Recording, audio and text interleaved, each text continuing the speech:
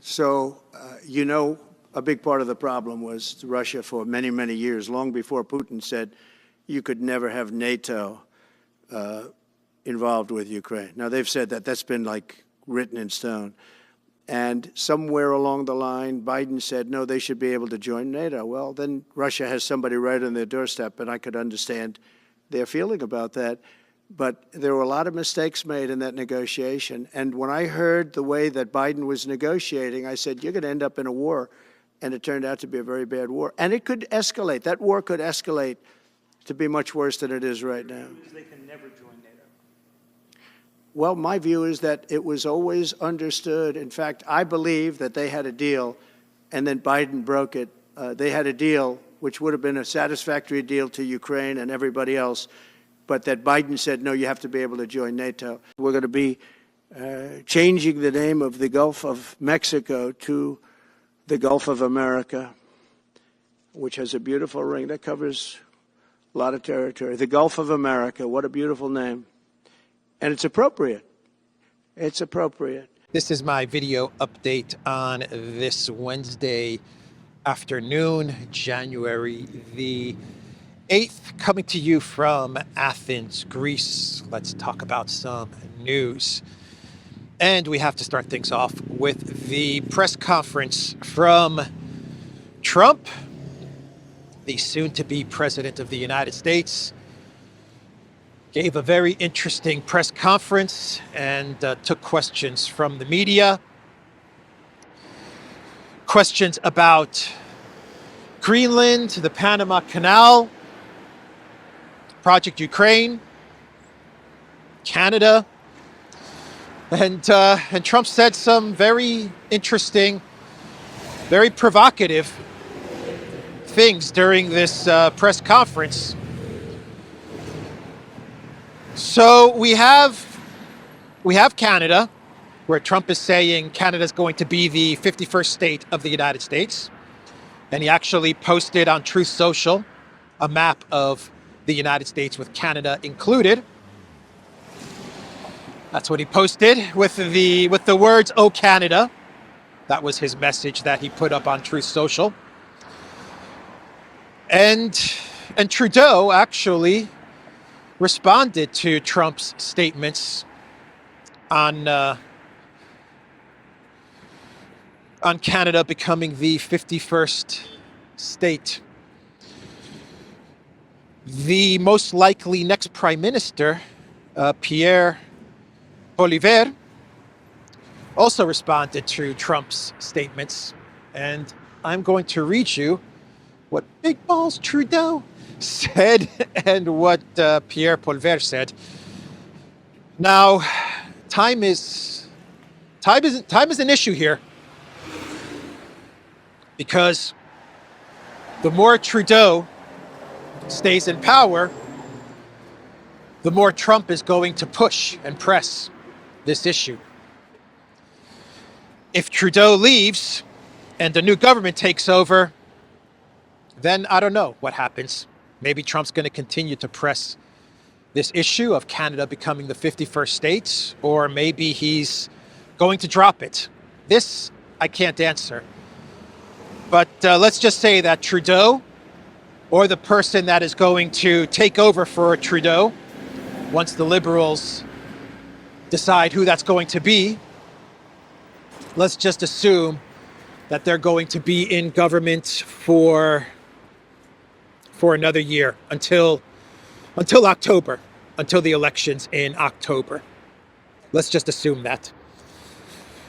That means that Trump's going to continue to hit away at this Canada becoming the 51st U.S. state for the next 11 months, right?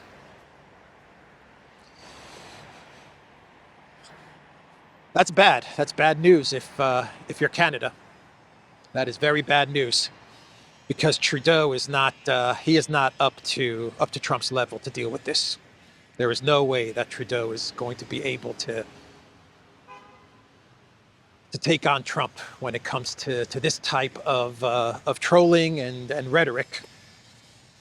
We already saw what happened when Trudeau visited Mar-a-Lago, right? We already saw the panic with Trudeau when this first started, when Trump was talking about Canada becoming the 51st state and Governor Trudeau and 25% tariffs. Trudeau acted emotionally and he flew to Mar-a-Lago. Trump humiliated him and Trudeau's government collapsed. He won't be able to handle another year of this.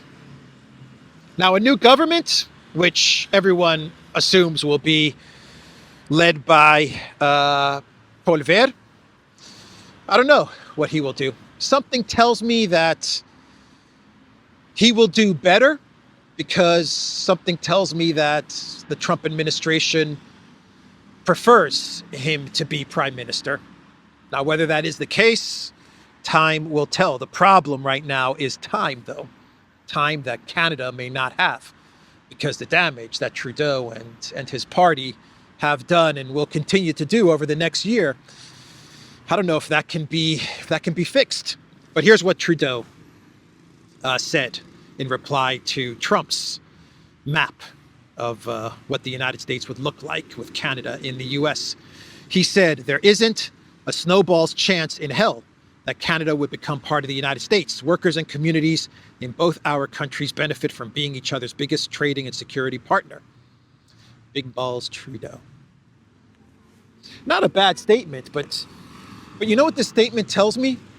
It tells me that Trudeau is very much, he has very much positioned Canada to be 100% subservient to the United States. 100%. It has given up all of its sovereignty to the US. And now it has to deal with this fact. And this was a decision that Trudeau made.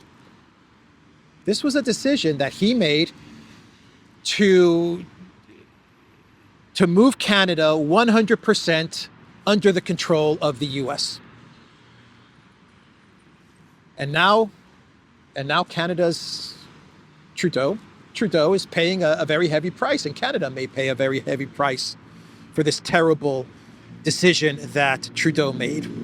Because I remember a time when Canada was the United States' best friend, its best partner, its best ally, its neighbor. I remember that time.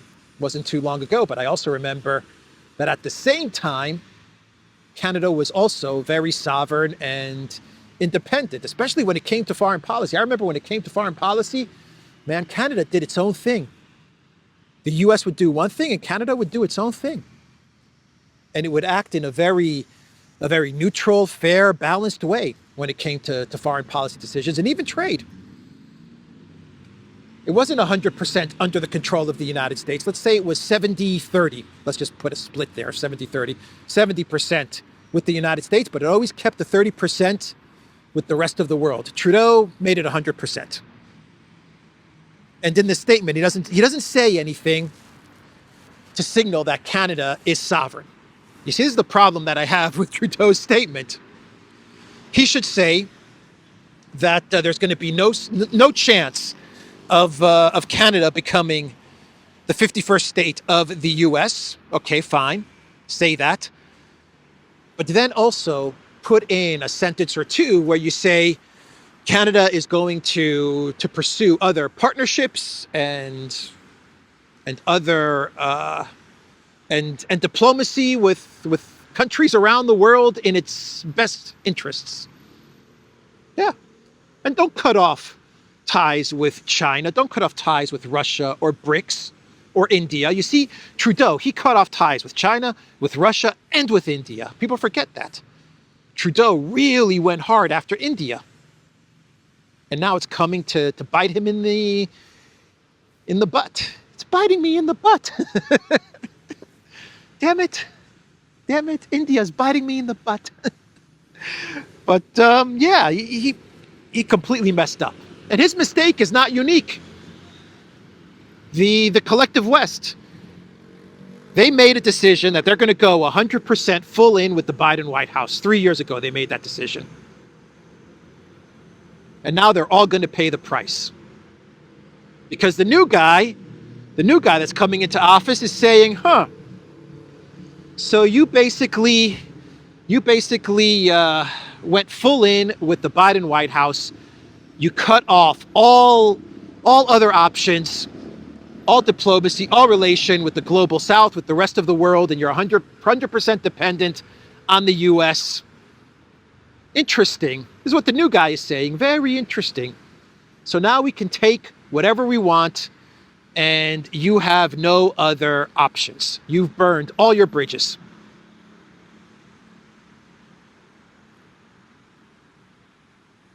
The Biden White House, well, maybe the Biden White House, most likely Gilligan and the skipper, Marianne and Ginger, they blew up Nord Stream. And what did Germany do? Nothing. Absolutely nothing. Why did Germany and the European Union do nothing? Even though their infrastructure was blown apart by Gilligan? Because they decided that they're going to be 100% under the control of the Biden White House. Why? Because they believed that the Biden White House was going to defeat Russia, break it apart. They would be by the Biden White House's side as they plundered and pillaged the riches of Russia, and then they would go after China, and they would dismantle BRICS, and they would rule at the right hand of Bidenopolis. That is what they thought was going to happen. That is what they bought into. And so they cut off all of their bridges. They cut off their bridges with BRICS. They cut off their bridges with Africa, with South America. Every country in the world, they said, we don't need you. Regime change Georgia? Let's do it. Let's do it. Who cares what the people of Georgia wants? Who cares what the democratically elected government of Georgia wants? What we say, that's what matters. Rules-based order, EU values, our rules, our values. Take it or leave it, because we've got the U.S. by our side, right? The Baltic nations, right? The Baltic nations running their mouth, acting very tough and very strong. We're going to dismantle Russia. We're going to destroy Russia. Lithuania, I believe, was antagonizing China. Really, Lithuania was antagonizing China. Opening up a Taiwan consulate in Lithuania, recognizing Taiwan and saying, China, we don't care what you say because we've got Bidenopolis next to us. Now Bidenopolis is gone. And now you got Trump. That's why Macron was saying that Trump is not going to win. He said Trump is not going to win. He's not going to win the presidency. He's not going to get into the White House because Macron was told, don't worry, go along with us. Go along with our plan to dismember and destroy Russia, then destroy China. Just go along with it. We're going to rule the world together. Everyone's going to be fabulously rich. And don't worry about Trump. We'll handle it. Lawfare and all of these things. We'll make sure that Trump doesn't get into the White House. And Macron believed it. Stammer believed it. They all believed it. Elon Musk replied to Trudeau's post on X, and he said, girl, you're not the governor of Canada anymore. So it doesn't matter what you say. There's a new sheriff in town. It's a bit noisy here. I don't know if you guys can hear it. Let's move over there. Yeah, Elon Musk saying it doesn't matter what you say, Trudeau. Girl, he says, girl, it doesn't matter what you say. That's Elon Musk's reply to Trudeau. No respect for Trudeau. Zero freaking respect for Justin. So we'll see what happens if and when Pierre takes over. Here is what he posted on X, by the way, in response to Trump's rhetoric. Canada will never be the 51st state, period. We are a great and independent country. We are the best friend of the U.S. We spent billions of dollars and hundreds of lives helping Americans retaliate against Al-Qaeda 9/11 attacks. We supply the U.S. with billions of dollars of high quality and totally reliable energy. well below market prices. We buy hundreds and billions of dollars of American goods. Our weak and pathetic NDP liberal government has failed to make these obvious points. I will fight for Canada. When I am Prime Minister, we will rebuild our military and take back control of the border to secure both Canada and the US. We will take back control of our Arctic and keep Russia and China out.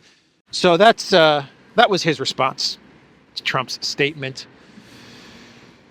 Now we go to Panama. Panama and Greenland, because Trump was asked whether he would use military force to take Greenland and Panama. And Trump did not rule it out. He did not rule out military force. The Panama Canal, actually. I should not say Panama, the Panama Canal. Now, will Trump use military force? When it comes to the Panama Canal, I don't know. I don't know. When it comes to Greenland, I don't think so, because I don't think Trump's going to need to use military force when it comes to Greenland. When it comes to the Panama Canal, I just don't have as good an understanding as to what is happening in Panama and the Panama Canal as I would like to. I've read reports which say that China is definitely has a big presence in Panama, and with the Panama Canal, I've read other reports which say that this is nonsense. Panama has been managing the canal in a very fair way, and there are no favors given out, and the Chinese presence is nothing out of the ordinary and should not be alarming to the United States. I tend to believe that analysis. I think that Panama has been, for the most part, managing and operating the Panama Canal fairly. I don't know, but I don't know. I just don't have as good an understanding as to what's been going on with the Panama Canal. But, the president of Panama, the government of Panama, has handled the issue of the Panama Canal, I believe, better than Trudeau and better than Greenland. He came out with an initial statement when this idea was first floated out there, and the president said that the Panama Canal is not for sale, and this is part of Panama, but we'll talk to you, the United States, because you're our friend and ally. And the foreign minister put out another statement yesterday, and he said the sovereignty of our canal is not negotiable and is part of our history. That's what Foreign Minister Javier Martinez-Acha said, noting that President Jose Raul Mulino had made his stance clear. So I think that Panama has handled this, out of all of the countries involved right now in this drama, they've handled it the best. But they're also in a very weak position. Militarily, they're in a weak position, obviously. But diplomatically, they're not in a weak position. I would actually say that diplomatically, the world is most sympathetic with Panama. The world is on Panama's side when it comes to this issue. So if Trump really presses hard with the Panama Canal and Panama remains firm, if it uses diplomacy correctly with the United States and with the international community, maybe through the United Nations, I don't know, maybe through other partners in South America, Central and South America, Latin America, then I think they'll find a way out of this. But the world is very much on Panama's side when it comes to this issue of the canal. At least that's my reading of things. So Panama's they're gonna have to work the diplomatic angles very, very well. They're gonna have to be very skilled in their diplomacy. Very skilled. Will they be able to do this? I think they can. I think they can approach the United States and say, look, let's discuss this. We're not giving fair treatment to any country, especially China. And if China is, I don't know, let's just say that China is building a lot of things in Panama, a lot of infrastructure, and has a lot of projects in Panama, Panama can approach the United States and say, look, what do you want to invest in Panama? We're open. We're open to investment. We're open to projects for the United States. With Greenland, Greenland, I think, is Denmark. Greenland, I think, is in the worst position, the absolute worst position, because Denmark is saying that they're not going to sell Greenland to the United States. Greenland's prime minister is saying we don't want to be sold to the United States, but we don't want to be a part of Denmark. And so this situation is a little bit more interesting, a little bit more murky, I would say. So the prime minister of Greenland said yesterday that Greenland does not want to be sold to the United States. It's not for sale to the U.S., but it does want to become independent and sovereign, including independent and sovereign from Denmark. That is what the prime minister of Greenland said. And so the way forward, what I believe is a way forward, is a referendum without any foreign interference. I don't know if this can be done. I don't know if you can have a referendum without the United States meddling in that referendum, or Denmark meddling in that referendum. I don't even know if this is possible. But let's just assume, let's be naive, let's all be naive and assume that this can be done. Then you have a referendum and you pose 3 questions to the residents of Greenland. Do you want to remain as is, a part of Denmark, an autonomous territory of Denmark? Do you want to go to the United States, or do you want to become sovereign and independent? And whatever they decide, everyone has to respect it. That's a possible way forward. But Denmark is not going to be able to exert any influence or pressure on the United States, because the Europeans, they have no sovereignty. They're completely controlled by the U.S. They're completely controlled by the Biden White House. Well, the Biden White House is gone, and now you have a new White House, a Realpolitik White House that is going to operate with America's interests in mind, even if it means taking territory. That's the reality of what's coming for the Europeans. And the reason that the United States can act this way, the reason that Trump can act this way, goes back to what I was saying before. Trump is coming in and he's seeing a Europe that is weak, that has cut itself off from the world and is 100% dependent on the U.S. You're going to buy our LNG. Okay, we'll buy your LNG. It's going to be 10 times more expensive. Okay, we'll buy it 10 times more expensive. We're going to blow up your pipeline. Okay, blow up our pipeline. Well, Trump comes into office and he sees this and he says, Greenland, it's ours. Denmark is saying, no, that's not going to happen. Trump is going to say, what are you guys going to do about it? Nothing. We control your finances. We control your politics.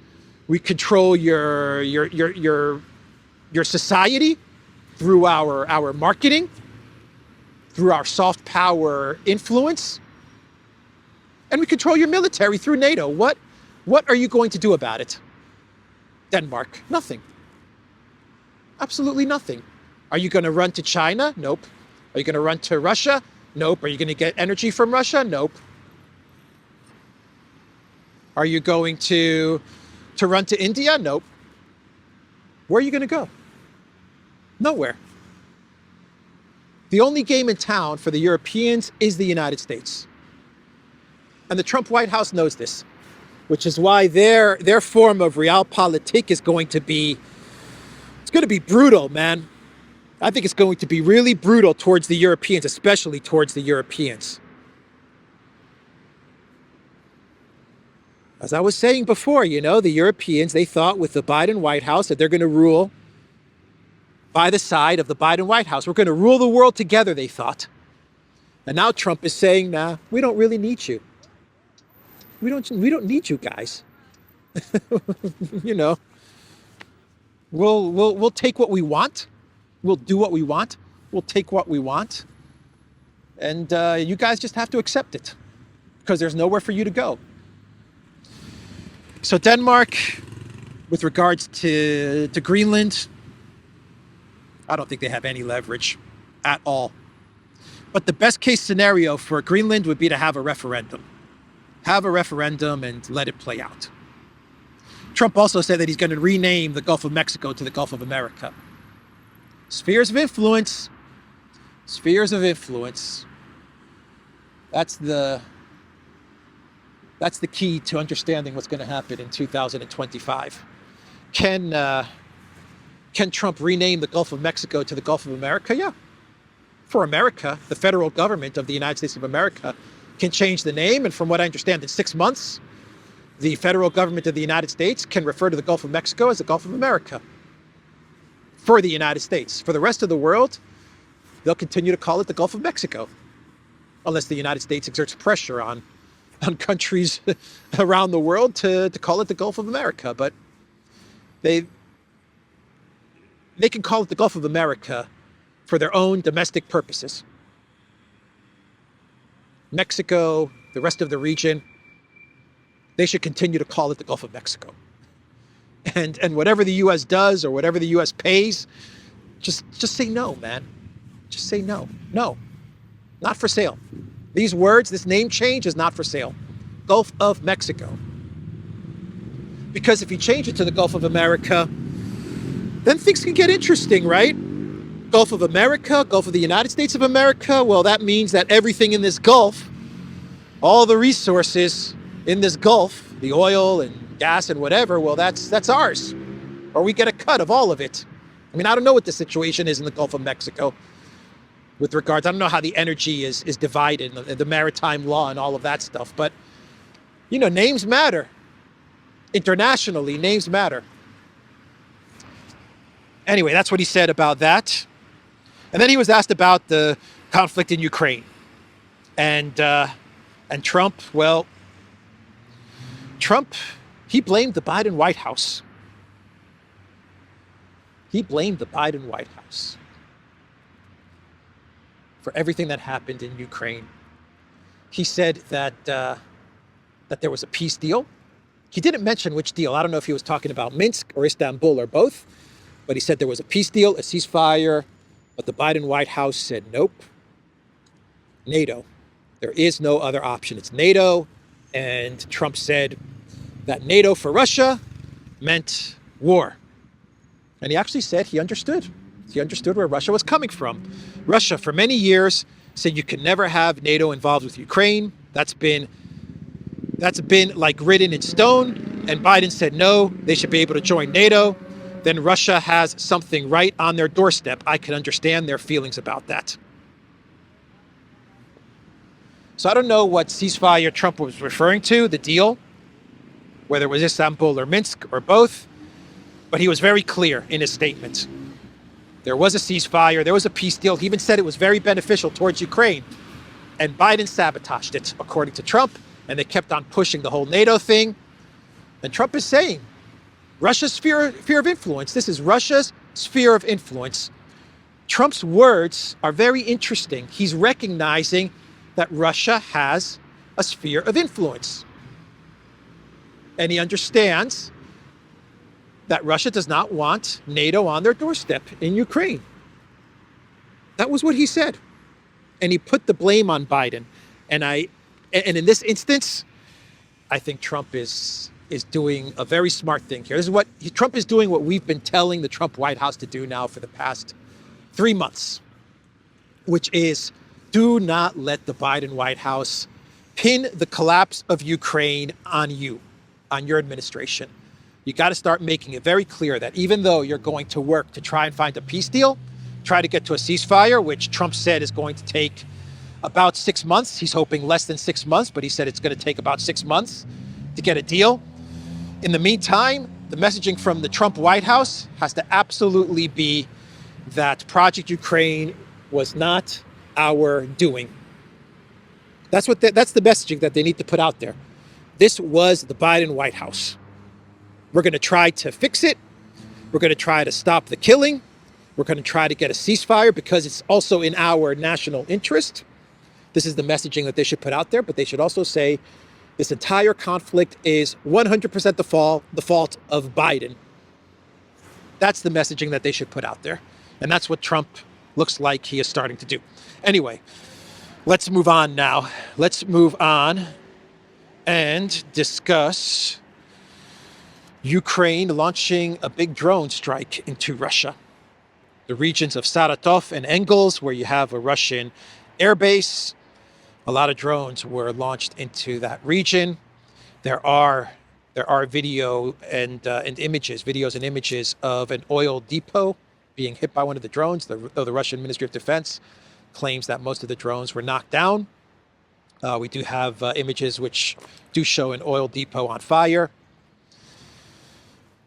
Does this matter? Does this change the trajectory of the conflict? We've said it 1,000 times. No. These are pinprick attacks. They are far away from the front lines, but it's not going to change anything with regards to the actual trajectory of the conflict.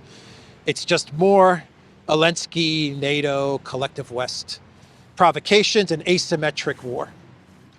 That's what they're trying to do. Even though they are targeting an airbase, fair enough, they're going after an airfield, but it doesn't make any difference at all as to the collapse, the military collapse that is fast approaching the Zelensky regime.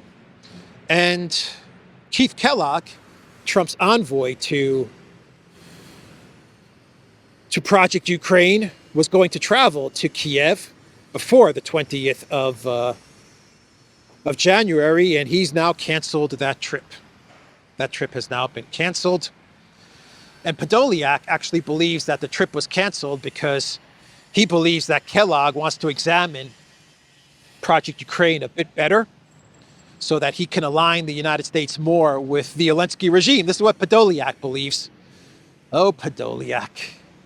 Podolyak, you fool. Podolyak, Podolyak. Yeah, it's the exact opposite of what Podolyak is saying. Kellogg is canceling the trip to Kiev because he understands that Ukraine is losing really bad, that Russia has all the leverage, Russia holds all the cards, and perhaps their initial approach of freezing the conflict and creating a DMZ and peacekeepers in Ukraine, he's starting to realize that that's not going to fly. And so they're going to have to re-examine things, knowing that Russia is in full control of the situation in Ukraine. So that's why the trip is canceled. Kellogg needs to reassess the plan for negotiating with Putin and with Russia. Let's do some clown worlds and we will wrap this video up. And the first clown world is with the Zuckerberg put out a video yesterday, and he said that Facebook and Instagram is doing away with third-party fact checkers and is now going to work with notes, community notes. They're going to steal Twitter's community notes model. New York Times says Meta says fact checkers were the problem. Fact checkers rule that false. Fact-checking groups that worked with Meta said they had no role in deciding what the company did with the content that was fact-checked. Yeah, so Zuckerberg has this new image, this new look. His PR team, they put together this new image of Zuckbot, made him more human. Instead of android-like, he's now more human, grew out his hair. He's got this necklace chain around his neck now. And he's the more relatable Zuckbot, the America First Zuckerberg. He appointed Dana White to the board of directors as well, which is an interesting pick. Someone who's very close to Trump. So now he's on the board of Meta, and the Zuckbot he's MAGA, man. It is MAGA ZUCK. This is his new look. And so he's doing away with the third-party fact-checkers, and now he's all about free speech. It's all about free speech. He even said it in his video statement. He said that the election was a turning point, and everything now is about free speech, and Facebook lost its way, and they had the fact-checkers, and there was nothing You know, there was really nothing that Zuckerberg could do. There was nothing he could do. He had to go along with the fact checkers, and he had to censor, and he had to kick people off his platform, including Trump, because he was powerless. That's the way he made it out. He was powerless. Poor Zuckerberg, he was powerless. But now Zuckerberg has been freed. He's freed now to put in place a MAGA Facebook, a freedom of speech Facebook, Instagram. Don't believe any of this. Don't believe one bit of this act, this theater by Zuckerberg. He's trying to con everybody because he is afraid that Trump, who was canceled on his platform and censored on his platform, and so many America First accounts were censored and deplatformed on Facebook and Instagram and WhatsApp. He's afraid that the Trump White House might take revenge on FB and might break apart Facebook. And that's what he's afraid of. Meta, not Facebook, Meta. Split Meta up into different companies. WhatsApp would be its own company. Facebook would be its own company. Instagram would be its own company. And the ad platform that powers all of this stuff would be a separate company. This is what Zuckerberg is afraid of. So now he is kissing some Trump MAGA butt. And he's cool now. He's a cool guy now, you know. He's got his hair long. He's got the chain. He's surfing. He's doing MMA. He's MAGA. He's MAGA ZUCK. He's MAGA ZUCK. Anyway, that's the first clown world. Don't believe any of it. And the second clown world is Arestovich. Gave an interview the other day, and he said that Zelensky, when he has meetings in his administration, all of his meetings are in the Russian language. The Ukrainian president's office is a place where they speak Russian, Arestovich said. Not Ukrainian, Russian. So Zelensky's entire Ukrainian shtick that he uses all the time, that he used with Lex Friedman, I'm not going to speak Russian because Russian people are bad and I don't like Russians. And when Zelensky is having meetings and holding meetings with his administration, according to Arestovich, it's all Russian. That's what he's speaking is Russian, nothing else. Anyway, that's the clown world there, and that's the video. The Duran.locals.com. We are on Rumble, ODYSEE, BitChute, Telegram, Rockfin, and X. Go to the Duran shop. Pick up some merch like what I'm wearing in this video update. The link is in the description box down below. Take care.